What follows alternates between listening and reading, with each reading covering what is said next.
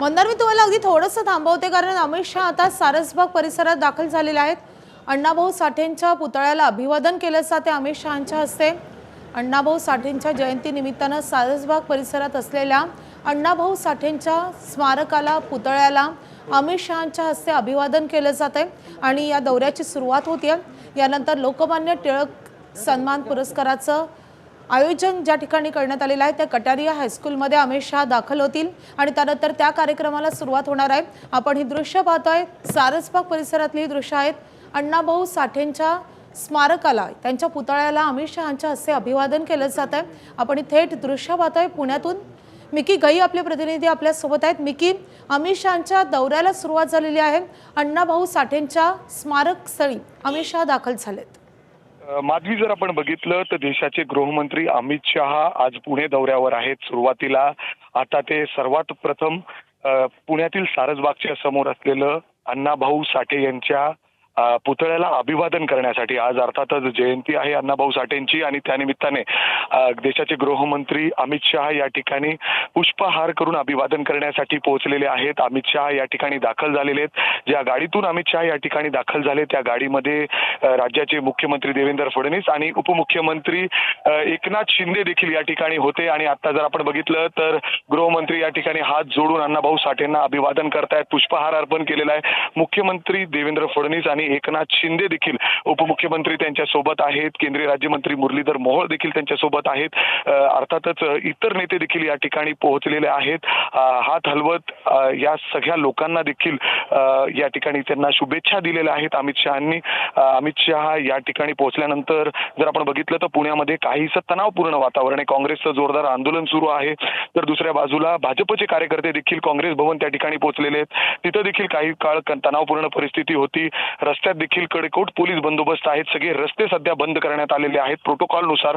मात्र काँग्रेसकडून ज्या पद्धतीने आंदोलनाचा इशारा देण्यात आलेला आहे त्या पार्श्वभूमीवर हे सगळं काळजी पोलिसांकडून घेतली जाते। मात्र आता जर आपण बघितलं, अभिवादन करून सगळ्या कार्यकर्ते असतील, इतर नेते पदाधिकारी असतील भाजपचे या ठिकाणी अमित शहा त्यांना भेटताना दिसत आहेत। त्याचबरोबर इथं जर आपण बघितलं तर सर्वात महत्त्वाचं म्हणजे ज्या गाडीतून अमित शहा आलेले आहेत त्या गाडीमध्ये राज्याचे मुख्यमंत्री देवेंद्र फडणवीस देखील उपस्थित होते आणि त्याचबरोबर एकनाथ शिंदे राज्याचे उपमुख्यमंत्री देखील या ठिकाणी उपस्थित होते। आणि अशा पद्धतीने आता जर आपण बघितलं तर ते सगळेजण सारसबाग येथील जे लोकशाहीर अण्णाभाऊ साठे यांचा पुतळा आहे त्या ठिकाणी पोहोचून त्यांनी अभिवादन केलेलं आहे।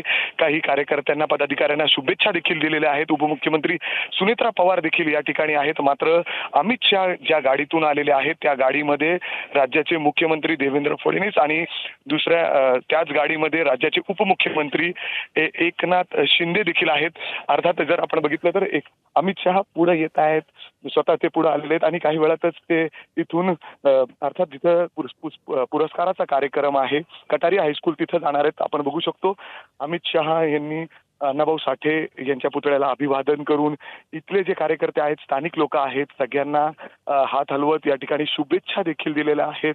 अशाच पद्धतीने उत्साहात असे कार्यक्रम पार व्हायला हवेत असं देखील त्यांनी काही कार्यकर्त्यांना या ठिकाणी सांगितलेलं आहे।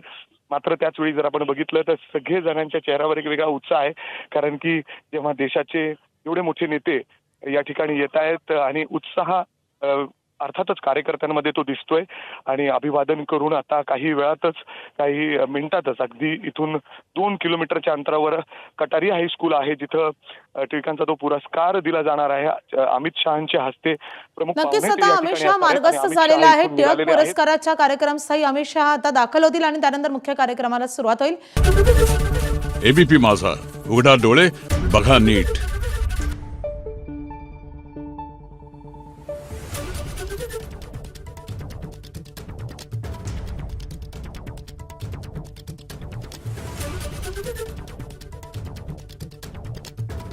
Thank you.